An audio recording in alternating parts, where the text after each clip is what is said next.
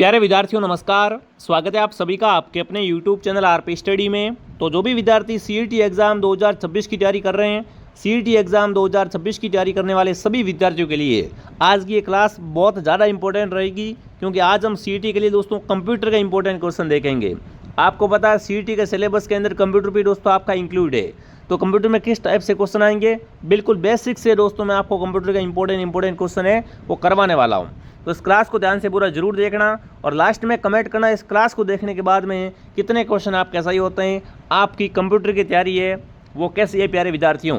तो चलिए क्लास का शुभारंभ करेंगे। ये जो कंप्यूटर का आपका सिलेबस है सीईटी का, उसी को फॉलो करके दोस्तों तैयार की गई है, ठीक है ना।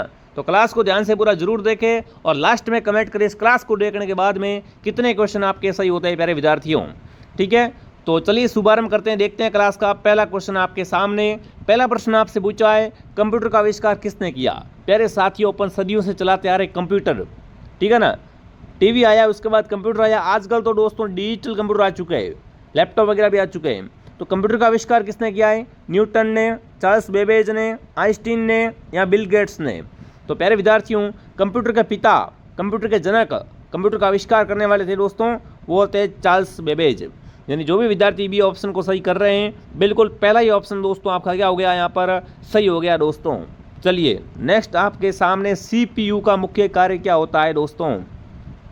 सीपीयू दोस्तों, सीपीयू होता है ना, जिससे कंप्यूटर का मस्तिष्क आप कह सकते हो, ठीक है ना। सीपीयू के द्वारा इस सारा का सारा कंप्यूटर है दोस्तों कंट्रोल होता है।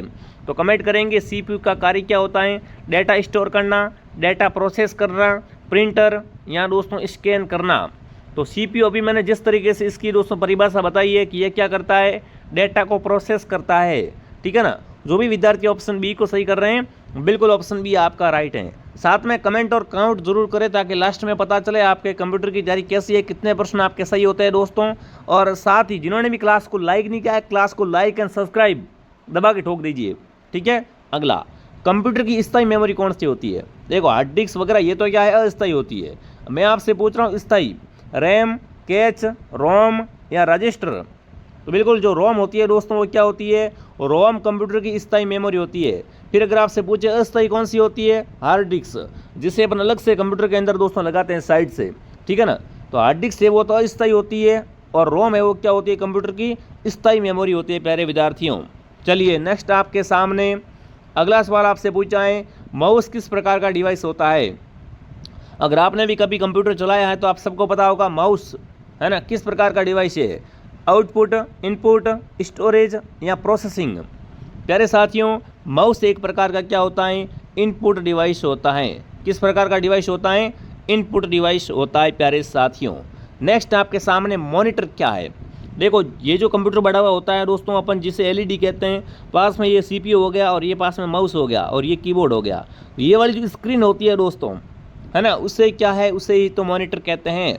अब मॉनिटर क्या होता है, स्टोरेज है, इनपुट है, आउटपुट है या सॉफ्टवेयर है। तो प्यारे साथियों, मॉनिटर एक प्रकार का आउटपुट डिवाइस होता है। किस प्रकार का डिवाइस होता है प्यारे विद्यार्थियों, आउटपुट होता है। अगला है कीबोर्ड का उपयोग किसके लिए किया जाता है। कंप्यूटर के अंदर आप सबको पता है कीबोर्ड आउटपुट है, प्रिंट है, डेटा इनपुट है या स्टोर करने के लिए। कीबोर्ड के अंदर तो स्टोर होगा नहीं, सीधी बात है। कीबोर्ड का उपयोग किसके लिए होता है दोस्तों, डेटा इनपुट करने के लिए होता है, कुछ भी टाइप करने के लिए होता है, सिस्टम को दोस्तों अपन कंट्रोल करते हैं उसके लिए होता है।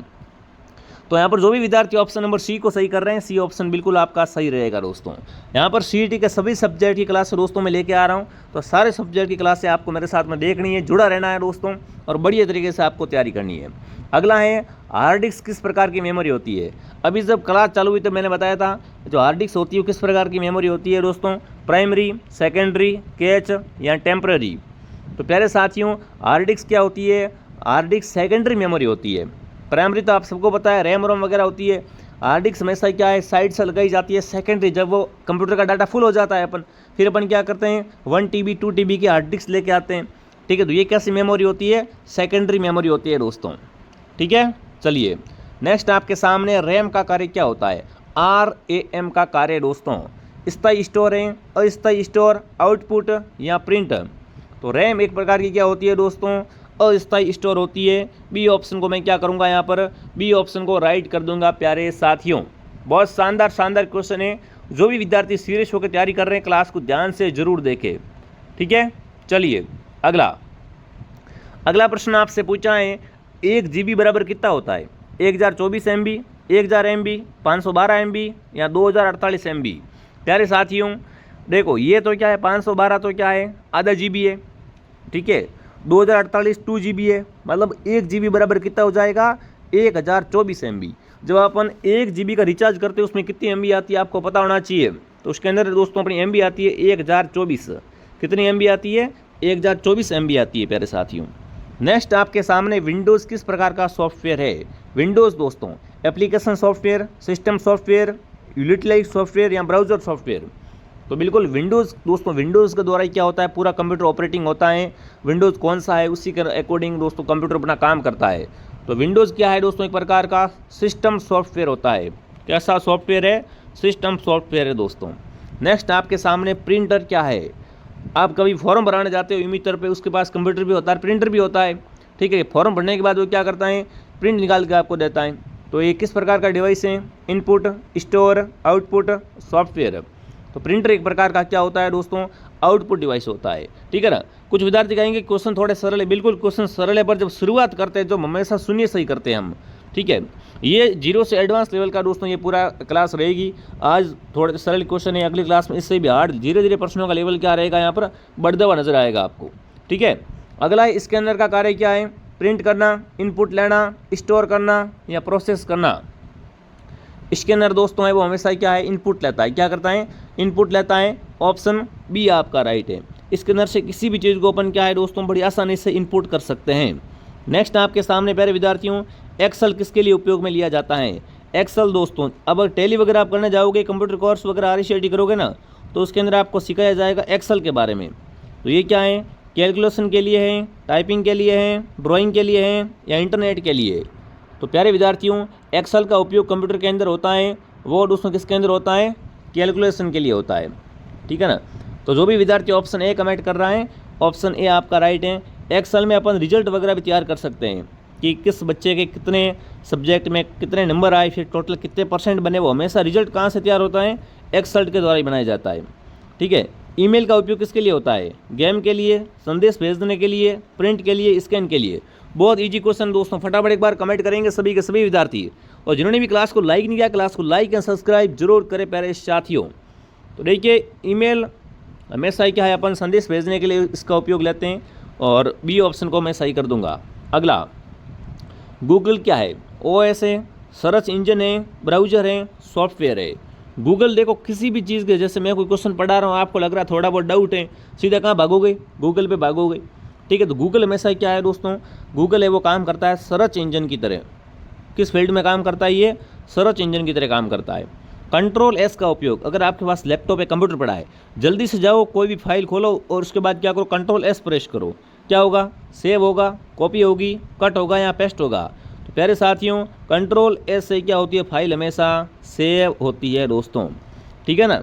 जो भी विद्यार्थी ऑप्शन ए कमेंट कर रहे हैं, ए सही है। अगला है कंट्रोल X का उपयोग किसके लिए होता है? सेव के लिए, कॉपी के लिए, कट के लिए या अंडो के लिए। फटाफट कमेंट करेंगे दोस्तों। तो बिल्कुल कंट्रोल X से क्या होता है, कट भी होता है, उसके बाद अगर कंट्रोल V करोगे ना तो उसके बाद पेस्ट भी हो जाएगा, ठीक है। तो यहाँ पर आपका उत्तर क्या रहेगा?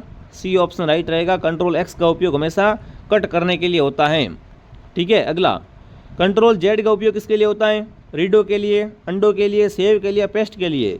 तो इससे क्या है, जैसे ये मैंने लिखा है, ये तीर मारा मैंने, अब यहाँ पर देखो ये अंडो का ऑप्शन ये मैंने किया, डिलीट हो गया, ठीक है। इस तरीके से इसका उपयोग होता है। तो बी ऑप्शन क्या होगा यहाँ पर?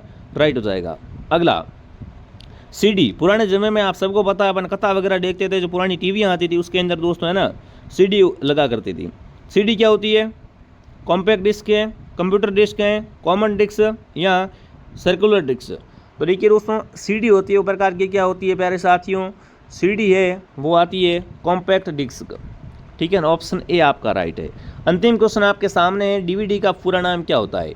DVD दोस्तों टीवी, और टीवी के साथ लगती थी पहले DVD, है ना। DVD के अंदर कथा वगैरह अपना CD डाल के कथा सुनते थे। Digital video disc, data video disc, digital volume disc या डाटा वॉल्यूम डिस्क। तो प्यारे साथियों DVD की फुल फॉर्म होती है डिजिटल वीडियो डिस्क। ठीक है, ये आज की 20 क्वेश्चन थे दोस्तों। जो भी विद्यार्थी सीईटी एग्जाम 2026 की जारी करना चाहता है, सीईटी में झंडा गाड़ना चाहता है दोस्तों, प्ले स्टोर से आरपी स्टडी ऐप डाउनलोड करें। यहाँ पर आपको सीईटी का पूरा कोर्स दोस्तों मात्र 599 के अंदर मिलेगा, जिसके अंदर ऑल सब्जेक्ट, साथ में 1 साल की वैलिडिटी। सीईटी की तैयारी तो हो ही जाएगी, सीईटी के अंदर आगे जो वैकेंसी आएगी तब तक भी आपका ये कोर्स वैलिड रहेगा, उसकी भी बहुत बढ़िया तरीके से आपके यहाँ पर तैयारी साथ में होने वाली है दोस्तों। तो ऐप डाउनलोड कर लो और यहाँ से बढ़िया तरीके से कोर्स ज्वाइन कर लो। पेमेंट किसी और से करना है तो ये देखो हेल्पलाइन नंबर, इन पे आप क्या करें, मैसेज करें कि QR कोड भेजो, पेमेंट करना है। ठीक है, बहुत शानदार कोर्स है, बढ़िया तरीके से कोर्स लेके पढ़ाई करो। ऐसी क्लासें और भी मैं आपके बीच में लेके आता रहूँगा। तो आप हमारे चैनल की प्ले लिस्ट है उसमें जाइए और वो भी जो भी क्लासें हैं वो सारी क्लासें एक बार चेक कीजिए। ठीक है, मिलता हूँ नेक्स्ट क्लास में। एक प्यारा सा फीडबैक जरूर दें कि ये क्लास आपको कैसी लगी दोस्तों। जय हिंद, जय भारत।